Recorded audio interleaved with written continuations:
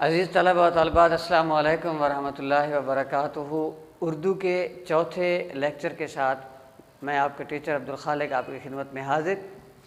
الحمدللہ سے ہمارا پہلا سبق ابھی تک جاری و ساری ہے۔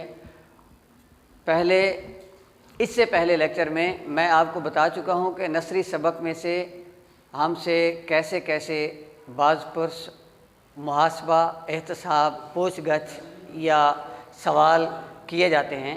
تو 4 سوال تھے۔ پہلا سوال نثری سبق کی تشریح ہوتی ہے، جس کو ہم بڑی ڈیٹیل سے پڑھ چکے ہیں۔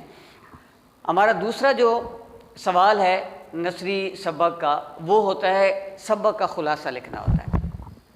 تو سبق کے خلاصے کی 2 اقسام ہیں، ایک مثالی اور ایک اجمالی۔ میں انتہائی اختصار کے ساتھ آپ کو بتاتا ہوں کہ مثالی خلاصہ کون سا ہوتا ہے اور اجمالی خلاصہ کون سا ہوتا ہے۔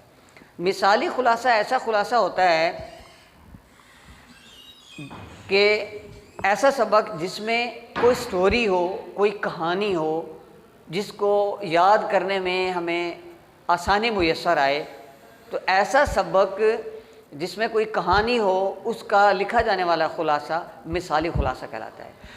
اور ایک ایسا سبق جو بالکل ڈرائی ہے، جس کے نہ کوئی ابتدا کی خبر پڑ رہی ہے، معلوم ہو رہا ہے کہ کیسے شروع ہو رہا ہے، میڈ اس کا، درمیان اس کا کیسے ہے، اور وہ اختتام کیسے ہو رہا ہے، تو ایسے خلاصے کو اجمالی خلاصہ کہتے ہیں۔ مثالی خلاصہ اجمالی سے قدرے آسان ہوتا ہے، لیکن پڑھنے والے کے لیے کوئی بھی چیز مشکل نہیں ہوتی۔ تو اس طرح خلاصہ کی 2 اقسام ہوتی ہیں۔ آج میں تھوڑا آپ کو اپنے وے سے ہنٹ دیتا ہوں کہ یہ خلاصہ کیسے یاد کیا جا سکتا ہے۔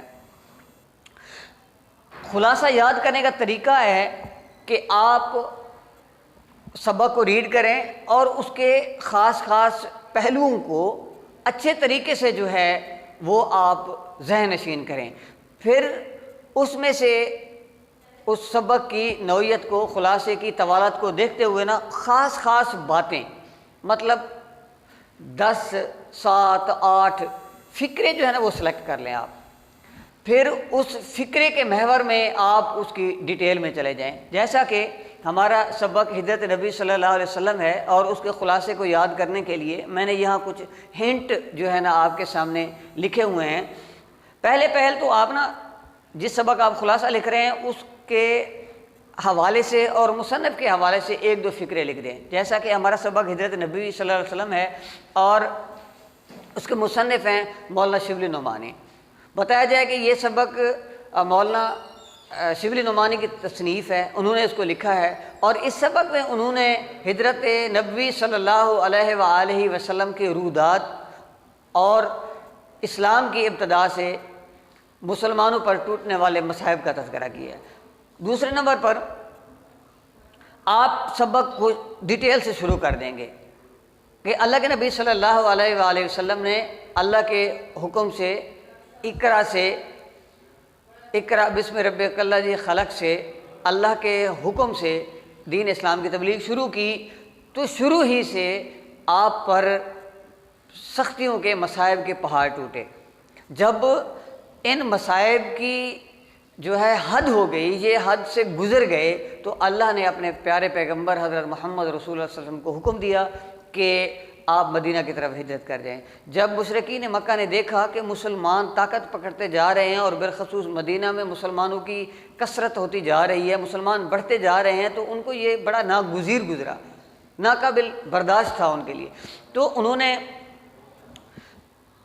اللہ نے حکم دیا پہلے نمبر پر، یہ سبق حضرت نبوی، اس کو لکھنے والے مولانا شبلی نعمانی ہیں۔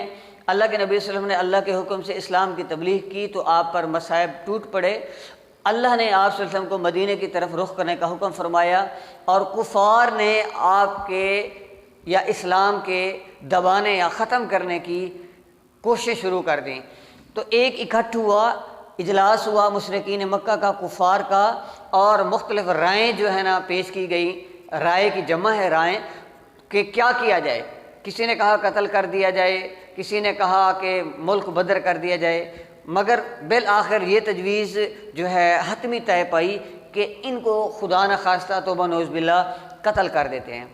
تو ابو جہل کے مشورے سے مختلف قبائل کے جو ہے خاندانوں کے 10 لوگوں کو جو ہے نا یکجا کیا گیا یا اکٹھے کر کے آپ پر حملہ آور ہونے کی جو ہے نا رائے تکمیل کو پہنچی۔ آگے کہ اس سبق میں مولانا شبلی نعمانی لکھتے ہیں کہ عداوت اس قدر تھی، دشمنی اس قدر تھی کہ جان لینے کے در پہ تھے، مگر اس کے باوجود بھی آپ صلی اللہ علیہ وسلم کی امانت پر ان کو اتنا اعتماد تھا کہ انہوں نے آپ صلی اللہ علیہ وسلم کے پاس اپنی امانتیں رکھی ہوئی تھیں۔ جب آپ صلی اللہ علیہ وسلم نے اللہ کے حکم سے ہجرت کے لیے رخت سفر باندھا تو امانتیں حضرت امیر، آپ کے سبق میں جو ہے نام میں نامی اس میں گرامی جو ہے لیا گیا ہے حضرت علی المرتضیٰ رضی اللہ تعالیٰ عنہ کا، جناب امیر کے نام سے آپ کو اس سبق میں یاد کیا گیا ہے۔ تو یہ بات آپ نے ضرور اپنے ذہن میں رکھنی ہے۔ تو عزیز طلبہ، اللہ کے نبی صلی اللہ علیہ وسلم نے حضرت امیر، جناب امیر حضرت علی المرتضیٰ کو امانتیں سونپی اور اپنے بستر پر آرام فرمانے کا حکم دیا۔ حضرت علی رضی اللہ تعالیٰ عنہ آپ کے بستر پر آرام فرما رہے اور دشمن اسی سوچ میں شاید رہا کہ آپ تشریف فرما ہیں، آپ سکون فرما ہیں، آپ سوئے ہوئے ہیں۔ تو اللہ نے آپ صلی اللہ علیہ وسلم کی بڑی غیب سے مدد کی اور ان کو پتہ تک نہ چلا۔ آپ صلی اللہ علیہ وسلم رات کی تاریکی میں ان کو جو ہے چھوڑ کر کے چلے گئے، اور اس سفر میں آپ کے ساتھ حضرت ابوبکر صدیق رضی اللہ تعالیٰ عنہ آپ کے رفیق سفر تھے۔ آپ ان سے پہلے قرارداد کر چکے تھے، مطلب ان سے مشورہ کر چکے تھے، ان سے منصوبہ بندی کر چکے تھے۔ تو آپ اور حضرت ابوبکر صدیق رضی اللہ تعالیٰ عنہ رات کی تاریکی میں چلے اور جناب والا غار ثور میں آپ صلی اللہ علیہ وسلم نے اور حضرت ابوبکر صدیق رضی اللہ تعالیٰ عنہ نے قیام کیا۔ تو دیکھیں یہاں میں نے 1 2 3 4 5 6 7 8 9 ایسے چھوٹے چھوٹے سے ہنٹس دیے ہیں۔